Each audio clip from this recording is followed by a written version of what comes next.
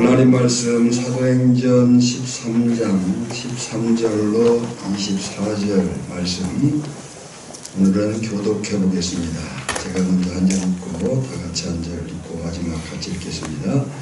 바울과 및 동행하는 사람들이 바보에서 배 타고 밤빌리아에 있는 버가에 이르니 요한은 그들에게서 떠나 예루살렘으로 돌아가고 그들은 버가에서 더 나아가 시리아 안디옥에 이르러 안식일에 회당에 들어가 이르다. 율법과 선지자의 글을 읽은 후에 회장장들이 사람을 보내어 물어 이르되 형제들아 만일 백성을 권할 말이 있거든 말하라 하니 바울이 일어나 사십자를 말하되 이스라엘 사람들과 이 사람을 이렇게 하여 상사하라.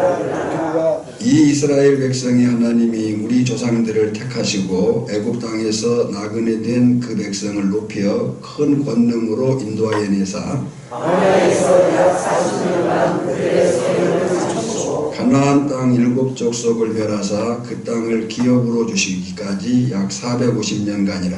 그 후에 선지자 사무엘에게까지 사절을 주셨으니 그 후에 그들이 왕을 구하거늘 하나님이 베냐민 지파 사람 기스의 아들 사울을 40년간 주셨다가 펴시고 다윗을 왕으로 세우시고 주말에 이르시되 내가 기스의 아들 다윗을 만나니 내 마음에 맞는 사람이라 내 뜻을 다 이루리라 하시니 하나님이 약속하신 대로 이 사람의 후손에서 이스라엘을 위하여 구주를 세우셨으니 본지수라.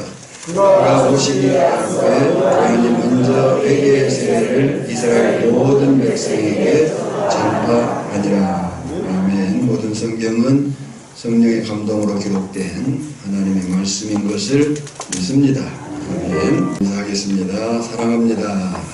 사랑의 권사님, 집사님이 자랑스럽습니다.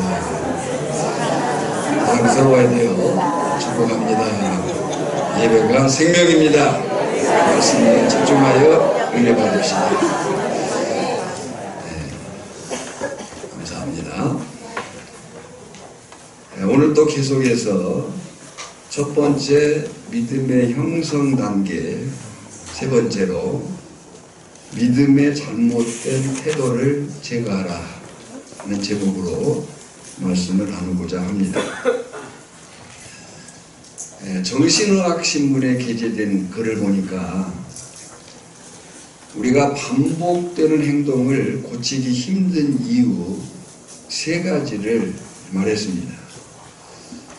그리고 이 세 가지는 연결됩니다. 첫째는 생존 본능이 이성과 자유의지를 앞서기 때문이다. 의지를 가지고 이성적인 것 같지만 본능의 지배를 더 받는다는 거예요. 두 번째는 나이가 들면서 본능은 외부 환경을 부정적으로 인식하기 때문이다. 그래서 나이를 먹으면 습관된 행동을 고치기가 어렵다. 그래서 인간의 본성상 낙관론보다 비관론을 더 선호한다. 그랬어요. 세 번째는 본능은 주의를 조작해서 생존을 추구하기 때문이다. 좋은 것이 좋다는 걸 알죠. 옳은 것이 맞다는 걸 알아요. 그런데 좋은 것이 진짜 좋은 것이라면 끝까지 좋아하잖아요. 옳은 것이 맞다면 그 옳음을 끝까지 지켜야 되는데 좋은 줄 알고 옳은 줄 알지만 그보다는 자기의 필요에 맞춘다는 거예요.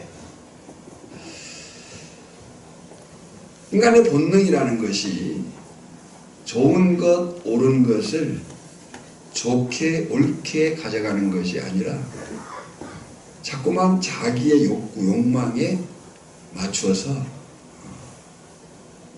변질시킨다는 이야기죠. 문제는 아담의 범죄로 인해 갖게 된 인간의 죄의 본성도 율법주의든 무법주의든 법대로 살아야 돼. 법 없이도 살 수 있어.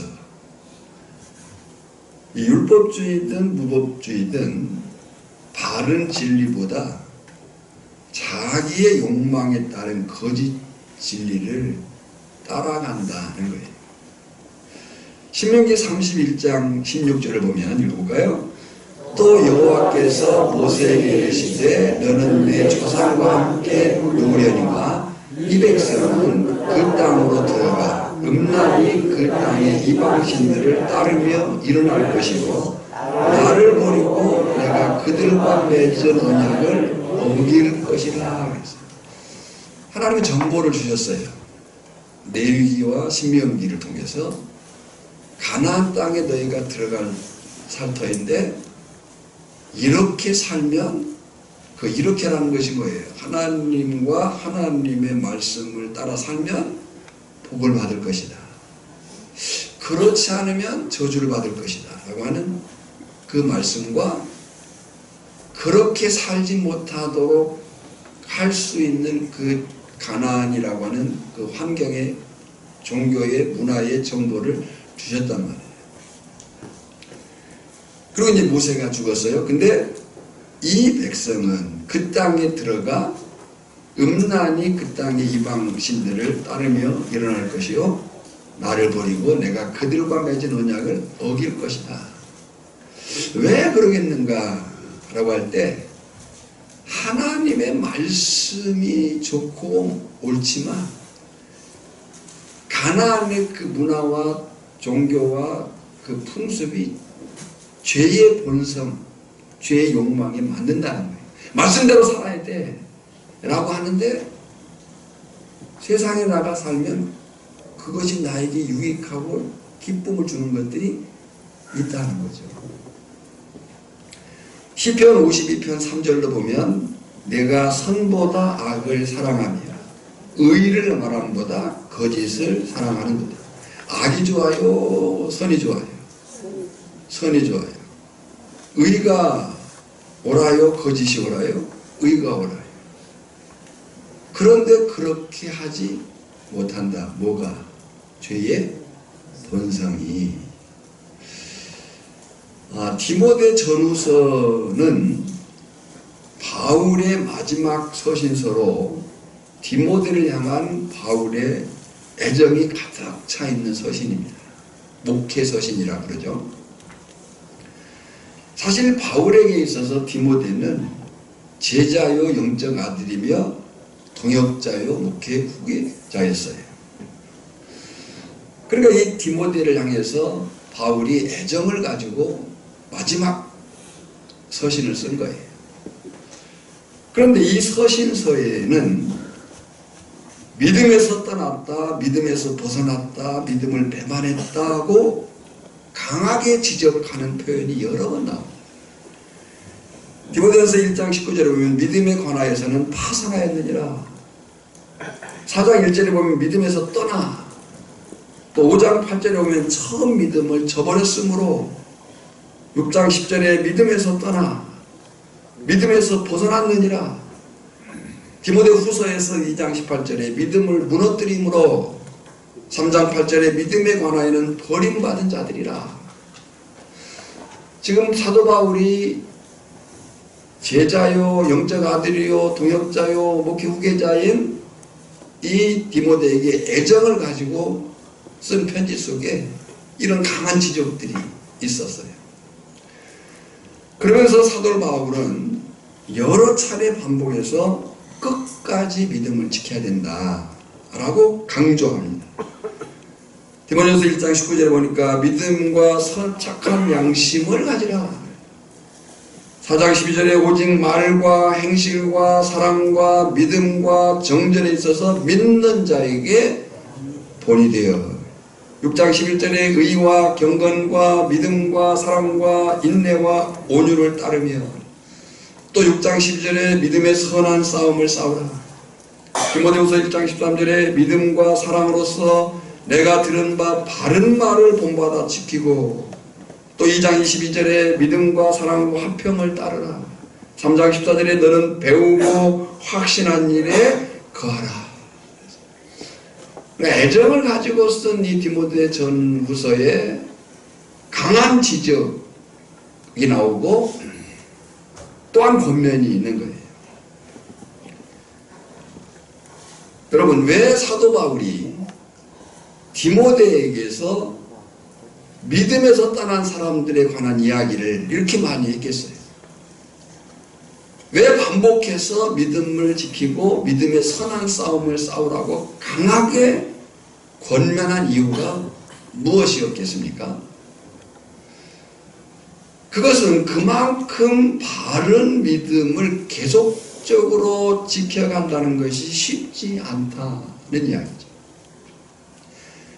좋음이 오름이 알지만 그 좋음과 오름을 끝까지 지속해 나간다는 것이 우리의 죄의 본성과 안 맞다.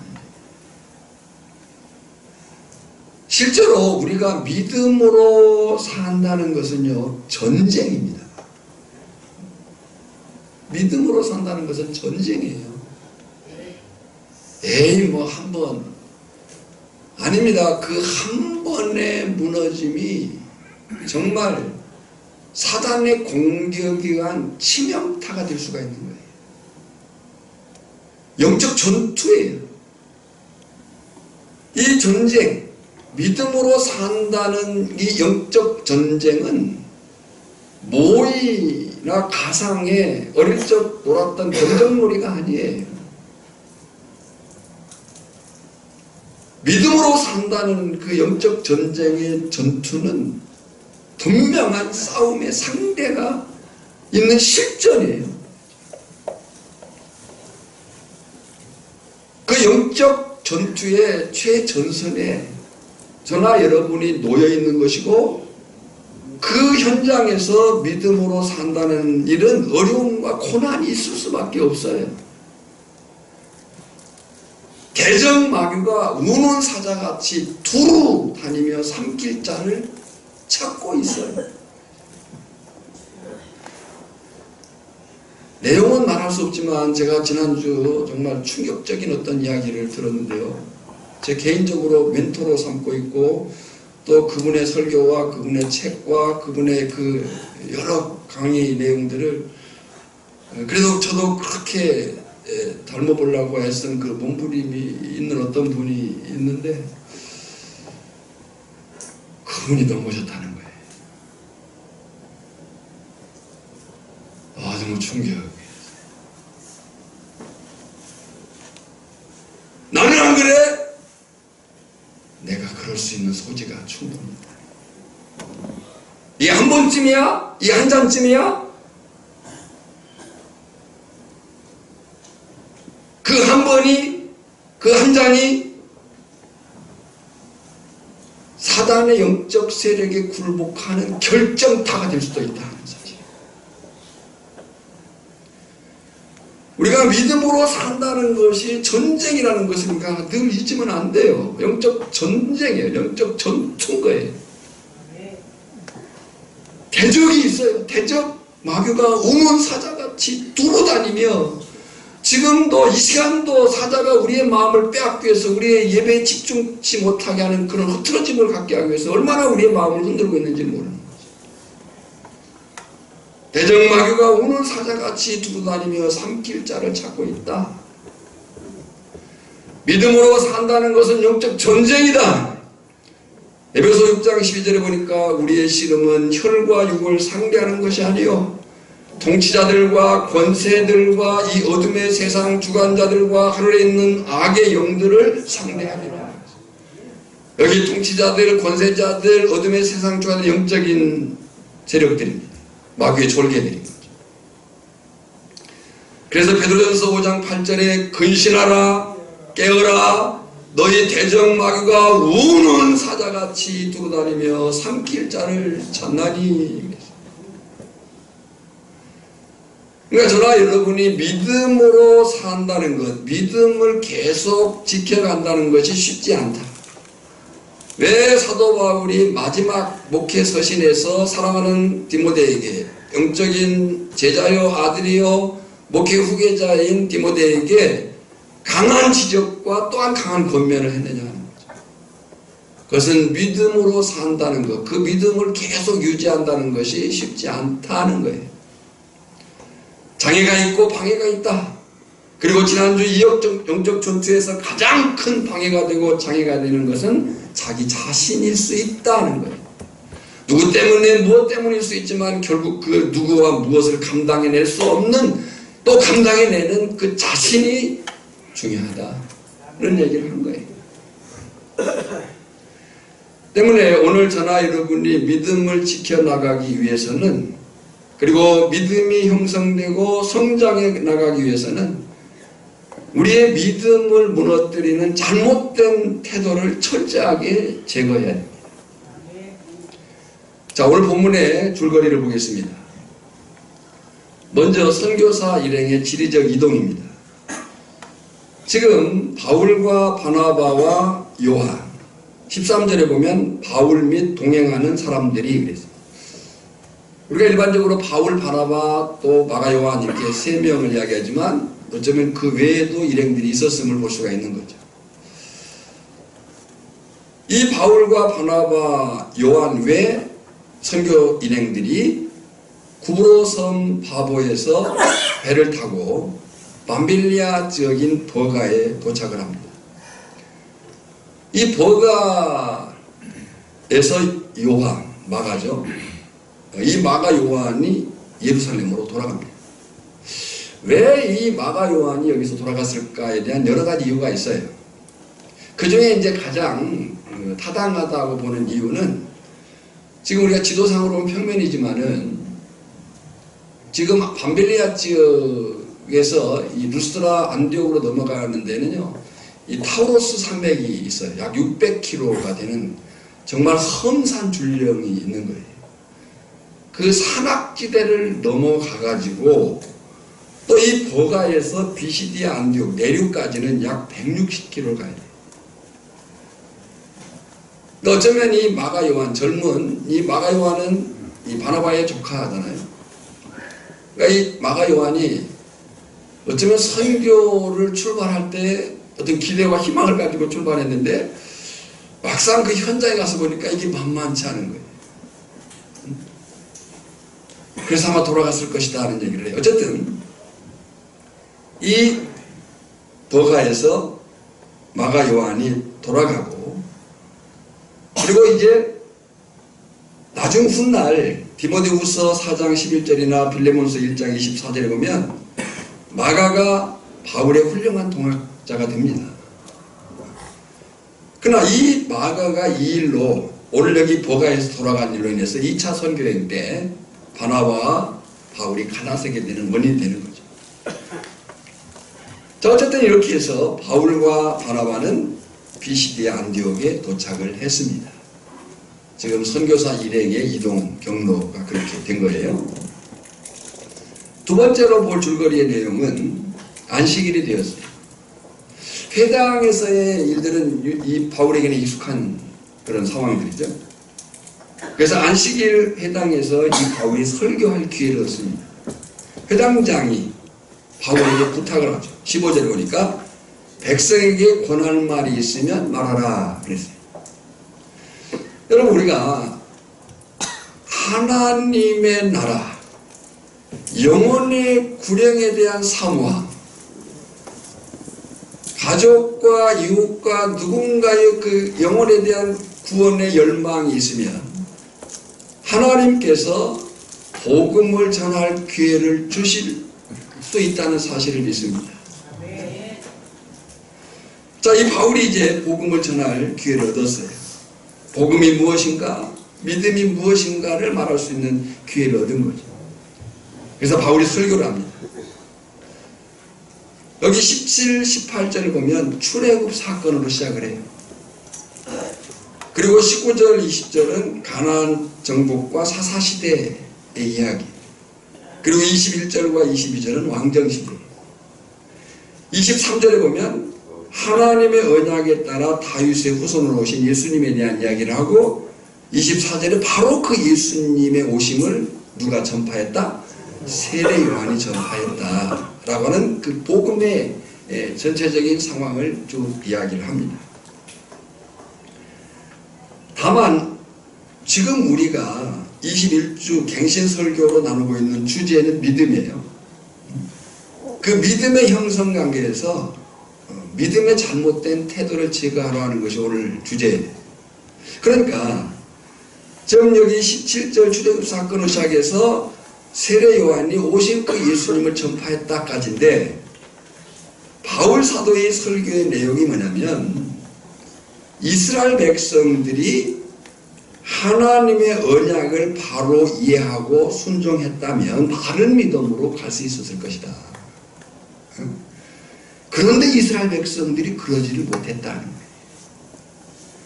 문제는 우리에게도 이 위험이 있다는 거예요. 이게 바울의 설교를 통해서 너희들이 정말 하나님의 언약을 바로 이해하고 그 언약의 말씀에 순종해 살았다면 너희가 바른 믿음으로 살아갈 수 있었을 텐데 그러지 못했다. 중요한 것은 오늘 우리도 그럴 수 있다. 그 위험이 뭐냐? 그 위험을 18절에서 20절 사이에 두 가지로 찾을 수가 있습니다. 우리의 믿음의 잘못된 태도 두 가지, 우리를 바른 믿음으로 가지 못하도록 만드는 요인, 그 두 가지가 뭐냐? 첫 번째, 원망과 불평이다. 여러분, 성도가 일반 생활, 특히 신앙생활에서 가장 잘못된 삶의 태도가 있다면 원망과 불평입니다. 지금 18절에 보면 광야에서 약 40년간 그들의 소행을 참으시고 그랬어요. 여러분, 40년간 하나님께서 참으신 이스라엘 백성들의 소행이 뭐예요? 원망과 불평이에요. 하나님 몇 년 동안 참으셨다고요? 40년 동안을 참. 하나님이 40년간 참으신 이스라엘 백성들의 소행은 원망과 불평이었어요. 이스라엘 백성들은 걸핏하면 원망하고 불평했어요. 홍해 앞에서도 원망했어요. 마실 물 때문에도 원망했어요. 양식이 없어서 만나를 주니까 맨날 만나만 주자고 또 원망을 했어요. 출애굽기 15장 24절에 보면 백성이 모세에게 원망하여 이르되 우리가 무엇을 마실까 하며, 출애굽기 16장 2절에 보면 이스라엘 자손 온 회중이 그 광야에서 모세와 아론을 원망하여 그랬어요. 그리고 그 원망과 불평, 상황과 환경에 대한 불평은 지도자에 대한 공격으로 나타나고, 그 지도자에 대한 공격은 결국 누구를 원망하는 거예요? 하나님을 원망하는 거예요. 실제로 이 이스라엘 백성들의 원망과 불평은 믿음을 무너지게 했습니다. 왜 그런가? 원망과 불평은 불신앙의 증거이기 때문에 그래요. 그러면 이스라엘 백성들은 왜 원망과 불평으로 자신의 믿음을 무너뜨리게 했느냐? 우리도 어떨 때 이 원망과 불평으로 믿음을 무너지게 하느냐? 내 믿음이 바로 세워가지 못하고 지속적으로 이루어가지 못하는 그 이유가 뭐냐? 그 이유 첫 번째는 구원하신 하나님의 은혜를 기억하지 못하고 현재의 어려움만을 보기 때문이다. 그러니까 하나님의 은혜를 잊으면 뭐가 나와요? 원망과 불평이 나옵니다. 두 번째는 나를 향한 하나님의 목적을 보지 못하고, 뭘 보지 못하고요? 목적을 보지 못하고 현재의 과정이 전부인 걸로 착각하기 때문에 원망과 불평이 나올 수밖에 없다. 자, 뭘 잊으면 원망하고 불평한다고요? 하나님의 은혜를 기억하지 못하면 현재의 어려움만 보이게 된다. 또 하나님의 뭘 보지 못하면? 목적을 보지 못하면. 나를 향한 하나님의 목적을 보지 못하며 현재의 과정이 전부인 걸로 착각하기 때문에 원망과 불평이 나올 수밖에 없다. 그런데 이스라엘 백성들은요, 또 이 이스라엘 백성들에게는 광야는 가나안을 향한 과정일 뿐이에요. 사실 현재 인생이라고 하는 것은 현재는 항상 힘들고 어려운 것이 사실인 것 같아요. 그래서 많은 사람들이 이렇게 얘기해요. 과거는 참 좋아. 옛날에는 그래 얘기만. 근데 생각해 보세요. 옛날에 그렇게 좋았습니까?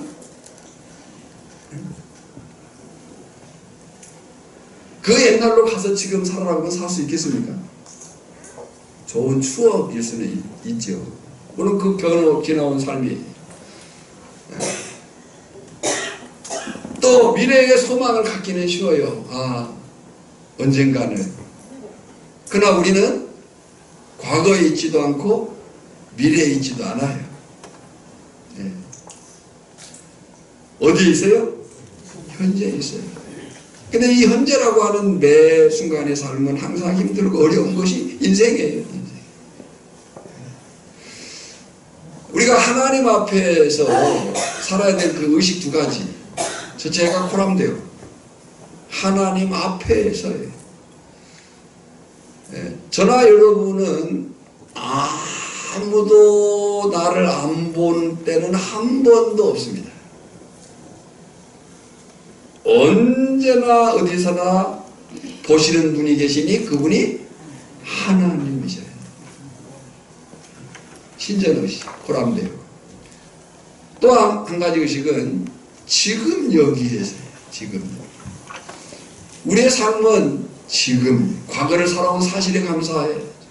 미래에 살아갈 그 사실에 대한 소망을 가져야 되지만 지금 우리는 과거에 있지도 않고 현재에 미래에 있지도 않고 현재 지금 여기에 있는 거예요. 지금.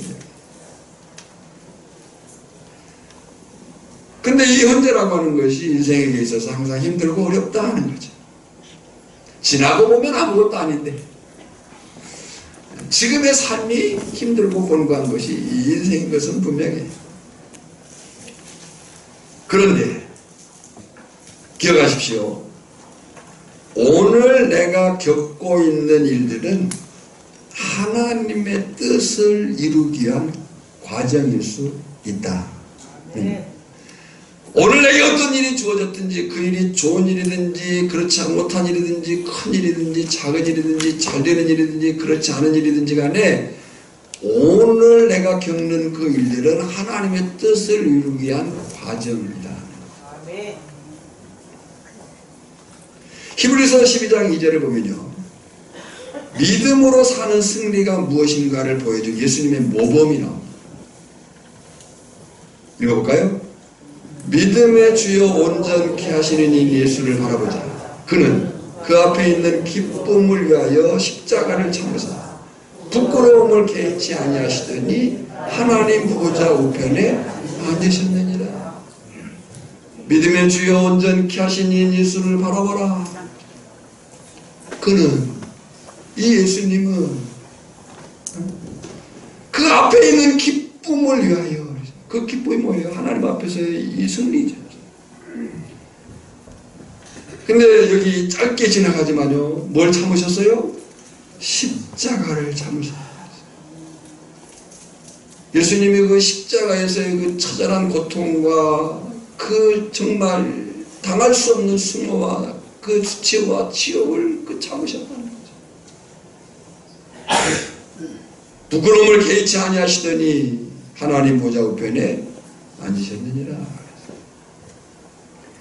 여러분, 무슨 말씀이에요? 믿음이란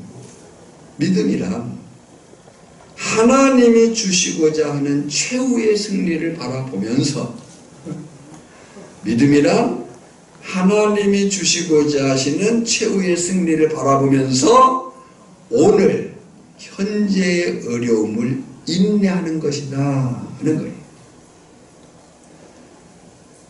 근데 그 인내의 싸움에 있어서 우리의 믿음을 자꾸 흔드는 요인이 뭐라고요? 원망과 불평이라는 거예요. 우리 한번 찬양해 볼까요? 최후 승리를 얻기까지. 최후 승리를 얻기까지 주의 십자가 사랑하리. 빛난 멸류관 받기까지 험한 십자가 붙들겠네.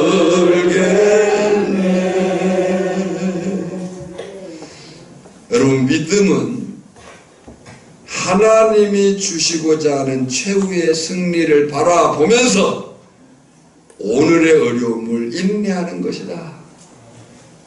그 싸움에 있어서 우리의 믿음을 자꾸 흔드는 요인이 뭐다?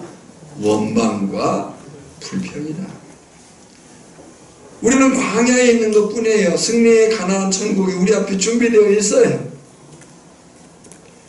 우리가 믿음으로 살면, 믿음으로 살기만 하면 하나님이 반드시 승리케 하실 그 영광의 날이 우리에게 예비되어 있는 줄 믿습니다. 아멘. 그러니까 지금의 상황이 조금 힘들다고 원망하고 불평하면 안 되는 거예요. 오히려 감사와 그 기쁨으로 현재를 감당하면 승리를 경험하게 될 줄 믿습니다. 아멘. 두 번째 그 위험이 뭐냐면 세상을 의존하려는, 세상 방식대로 살려는 삶의 태도예요. 21절에 보면 그 후에 그들이 왕을 구하거늘 하나님이 베냐민 지파 사람 기스의 아들 사울을 40년간 주셨다가 그랬어요. 이게 무슨 말씀인지 우리가 구약을 아니까 그 배경을 이해하시죠? 지금 이 말씀의 배경은 사무엘 시대입니다. 이 사무엘은 과도기적 인물이에요. 사사시대와 왕정시대를 연결시키는 그런 인물이죠. 근데 이방 나라의 그 모습을 본 이스라엘 백성들이 요구를 해요. 이방 나라를 보면서 이스라엘 백성들이 어떤 요구를 하냐면 우리에게도 왕을 세워달라. 이스라엘 백성들에게 왕은 누구예요? 하나님이죠. 오늘 저나 여러분들에게 왕이 누구예요? 하나님이에요. 자, 보세요. 모세는 후계자를 두었어요. 누구예요? 여호수아. 여호수아는 후계자가 없습니다. 왜요? 출애굽해서 가나안을 향해 가는 이스라엘 백성들의 리더십이 필요했어요. 그 리더십으로 모세를 세웠고 그 모세의 리더십이 여호수아에게 인계돼요. 근데 이제 이 이스라엘 백성들이 가나안 땅에 들어가게 되면 그들이 이제 어떻게 살아야 되느냐? 진짜 왕이신 하나님을 섬기며 그 하나님의 말씀을 따라 살면 되는 거예요. 그것이 이방 나라 사람들, 세상 나라 사람들과의 다른 삶의 방식인 거예요. 진짜 왕은 누구라고요? 하나님이죠. 그리고 삶의 방식은 그 하나님이 주신 언약, 말씀을 따라 살면 되는 거예요. 근데 우리가 사사기적 내용들을 아니까 이스라엘 백성들이 그러지 못했어요. 각기 소견에 오른 대로 행하였다. 무엇대로 행해야 되는데요? 여러분, 저나 여러분도 지금도 하나님의 말씀대로만 살면 승리할 줄 믿습니다. 그러려면 진짜 왕이 누구예요? 하나님인 거예요. 하나님. 근데 우리는 진짜 왕인 하나님보다도 세상의 왕을 자꾸 좇으려고 하는 욕망이 있는 거예요. 그래서 이스라엘 백성들이 우리도 이방 나라, 세상 나라들처럼 왕을 세워달라 이렇게 얘기를 해요. 이스라엘 백성들은 생각을 했어요. 왕을 세우면 자신들을 지켜주고 더 행복하게 살 수 있을 것이다. 이 말 속에는요, 하나님만으로 만족할 수가 없다. 종종 그렇게 말하는 사람들이 있어요. 어떻게 믿음만 가지고 살아 이렇게 말하는 사람들이 있어요. 이게 얼마나 위험한 말인지 모르겠어요. 믿음으로 살아야 됩니다. 믿음으로 살아야 승리합니다. 이렇게 말하지 마세요. 어떻게 믿음만 가지고 살아. 아니요, 믿음만 가지고 살아야 되는 거예요. 이게 달라진 삶의 가치예요. 삶의 가치. 그러니까 이스라엘 백성들이 왕을 세우면 자신들을 지켜주고 자신들을 더 행복하게 할 수 있을 것이다. 이 말은 하나님으로 만족할 수 없다. 하나님을 믿지 못할 뿐만 아니라 세상의 왕과 제도, 세상의 삶의 방식이 더 유익하다고 생각을 한 거예요. 여러분, 교회 공동체는 어떤 일을 결정할 때의 그 결정 방식이 달라요. 그 결정 방식에는 항상 누가 주인이셔야 돼요? 하나님이 중심에 있어야 됩니다. 하나님의 뜻이 중심에 있어야 됩니다. 100사람이 옳다 한다 할지라도 그것이 하나님의 뜻이 아니라면 안 해야 되는 거예요. 한 사람이 주장한다 할지라도 그것이 정말 하나님의 뜻이라면 행할 수 있는 것이 교회의 결정 방식이에요. 우리의 믿음의 방식인 거예요. 이렇게 이스라엘 백성들이 이제 왕을 세워달라고 요구를 해요. 하나님만으로는 안 되겠습니다. 만족할 수 없습니다. 우리도 왕이 있으면 좋겠습니다. 이에 대해서 하나님의 반응이 나와요. 사무엘상 8장 7절에 보면 이는 그들이 너를 버림이 아니요 나를 버려 자기들의 왕이 되지 못하게 하함이니라. 그리고 10절 이하에 보면요, 세상 왕이 세워지면 자신들 위해 군림해가지고 지배하고 너희들을 종처럼 대할 것이다. 실제로 그렇게 돼야 안 돼요? 그렇게 됩니다. 여러분, 성경이 힘을 말할 때, 오늘 저나 여러분이 믿음 안에서 어떤 힘을 얻을 때, 그것이 육체적인 힘이든 물질적인 힘이든 어떤 권력이든, 성경이 하나님 나라 백성으로서의 그 힘의 가치는 어디에 있냐면 그 힘은 섬김을 위해서 쓰라는 거예요. 힘이 있습니까? 어떤 물질적인 힘을 가지고 있습니까? 누구보다 나은 어떤 강함이 있습니까? 그 힘의 성경적 가치는 그 힘이 있다는 데 있는 게 아니고 그 힘을 어떻게 썼느냐예요. 부자 자체가 강조가 아니고 그 부를 어떻게 썼느냐가 하는 거예요. 섬김을 위해서 써라. 근데 세상의 왕의 그 힘의 사용은 뭐예요? 군림하고 지배하는 거예요. 그렇게 될 것이라는 거예요. 그래도 이스라엘 백성들은 왕을 세워달라고 요청을 했어요. 결국 그들은 믿음 안에서의 자유를 버리고 스스로 종되기를 자처한 거예요. 아니, 우리는 하나님만으로 안 되겠어요. 나도 세상 이렇게 살아보겠습니다. 그런 것들이 더 잘되고 유익하고 좋은 것처럼 보이는 거예요. 지금 그것이 이 21절의 말씀 속에 들어있는 거예요. 그 후에 그들이 왕을 구하거늘. 우리도 세상 사람들처럼 여러분, 성도된 저나 여러분은 성도입니다.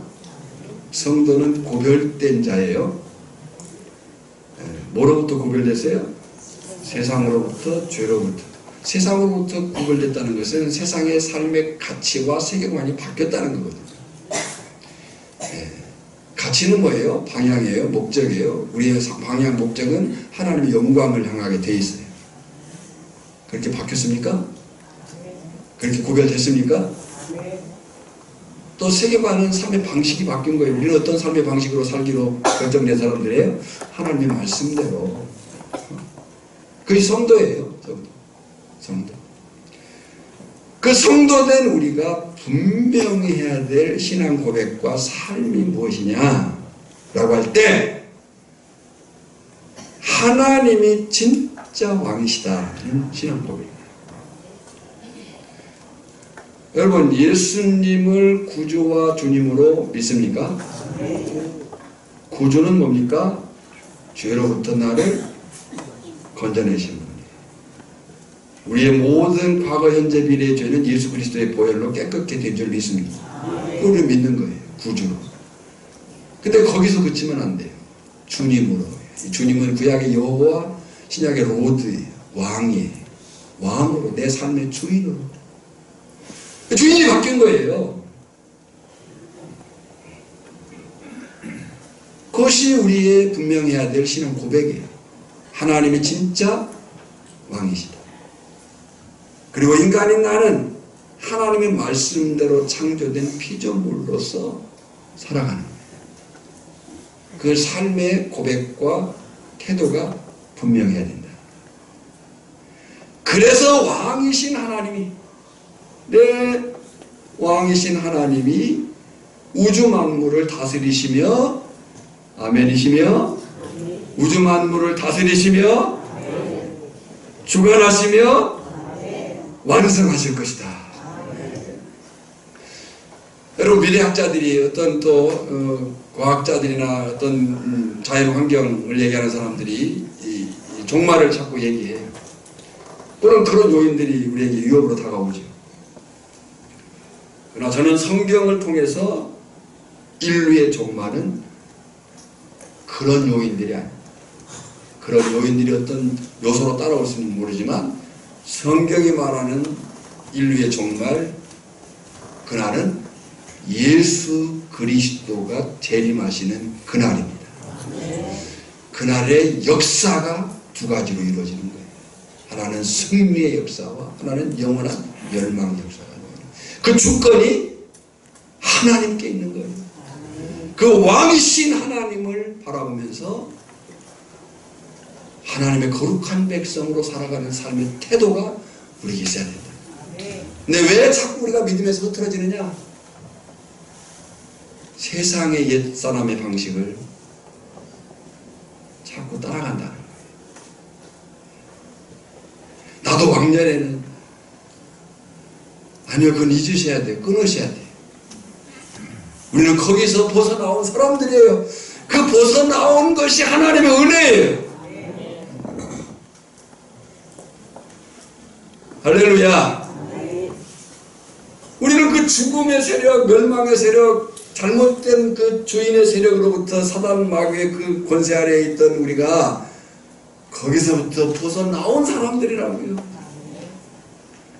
옛사람의 그 세상 방식의 사람을 자꾸 쫓아가면 안 돼요. 그것이 우리의 믿음을 흐트러뜨리는 잘못된 태도라는 거죠.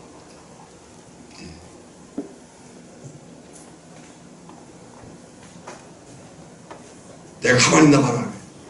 가만히 있으셔야 돼요. 우리가 종종 어떤 화가 날 때 그런 표현 하잖아요. 내가 가만히 있는 거 봐라. 가만히 있으세요. 그것이 이기는 겁니다. 거기서 힘쓰는 순간 지는 거예요. 옛날에는 그것이 통할 수 있어요. 예수 믿기 이전에는 그 말이 통할 수가 있어요. 한번 해볼래? 이래. 한번 해보면 안 됩니다. 참으셔야 돼요. 아이고 저거 그냥 한 주먹도 안 되는 거. 아니에요. 그렇게 되면 안 돼요. 자, 다시 얘기해요. 가만히 있는 바람에 가만히 있으세요. 우리는 달라진 사람들인 거예요. 거기서 벗어난 사람들인 거예요. 네. 전도하다 보면요, 정말 기분 나쁠 때가 있어요. 자존심을 확 건들 때가 있어요. 그때 이제 까짓것 한번 해봐. 이런 마음이 들 때가 있어요. 아니에요. 그때는 빨리 포기하셔야 돼요. 성령께 맡기고, 왕이신 주님께 맡기고, 자기는 빠져야 돼요.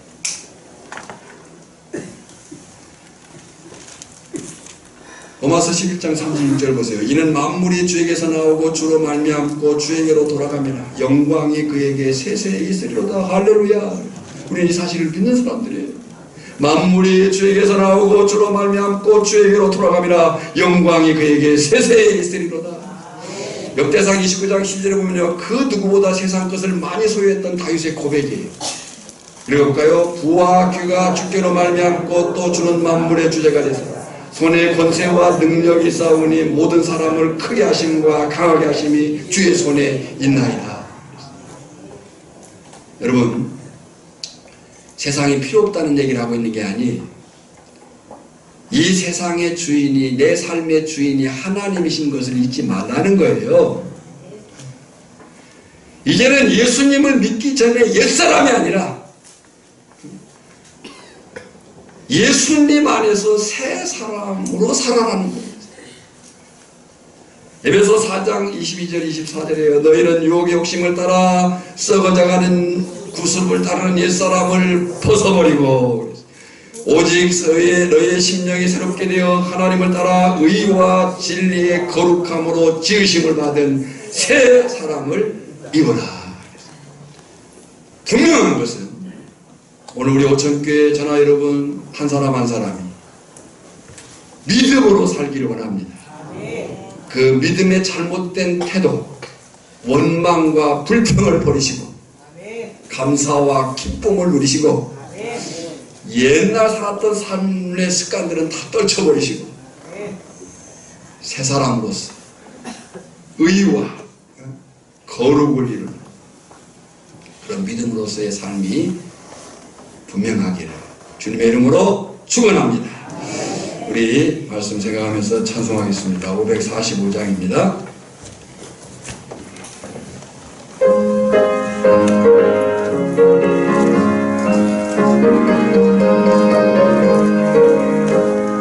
인근에 아무 증거 아니더라도 믿음만을 가지고 손을 걸으며 인근에 아무 소리가 들려도 하나님의 약속 위에 서리라 늘 걸어가세 믿음 위에 서서 나가세 나가세 의심 버리고 걸어가세 믿음 위에 서서 눈과 귀에 아무 증거 없어도 인도의 머리에는 어떠하는지 이미 얻은 증거대로 늘 믿으며 이 마음에 의심 없이 살아갈 때에 우리 소원 주 안에서 이루리 걸어가세 믿음 위에 서서 나가세 나가세 의심 버리고 걸어가세 믿음 위에 서서 눈과 귀에 아무 증거 없어도 주님의 거룩함을 두고 맹세하 주 하나님 아버지 그 장명보다 그 귀가 모든 약속 믿는 자에게 능치 못할 무슨 일이 있을까 걸어가세 믿음 위에 서서 나가세 나가세 의심 버리고 걸어가세 믿음 위에 서서 눈과 귀에 아무 증거 없어도 걸어가세 믿음 위에 서서 나가세 의심 버리고 걸어가세 믿음 위에 서서 눈과 귀에 아무 증거 없어도 한번 두 손을 모으시기 바랍니다.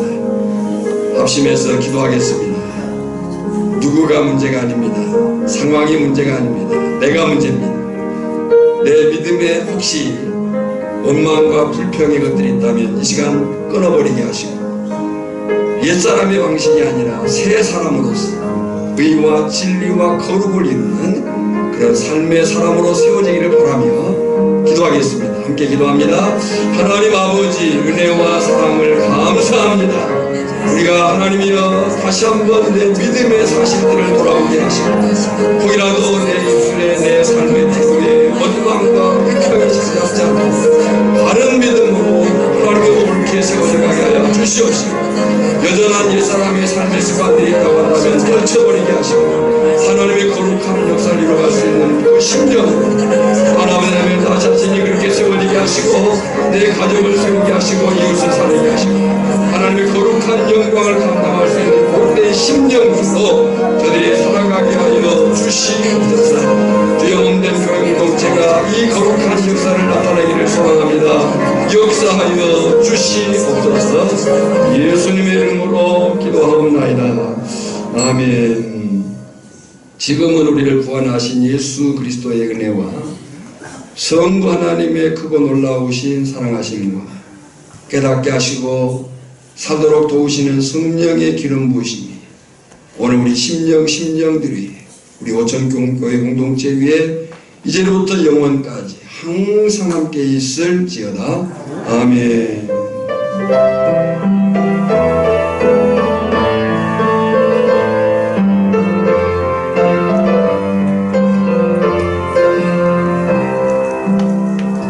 오천에서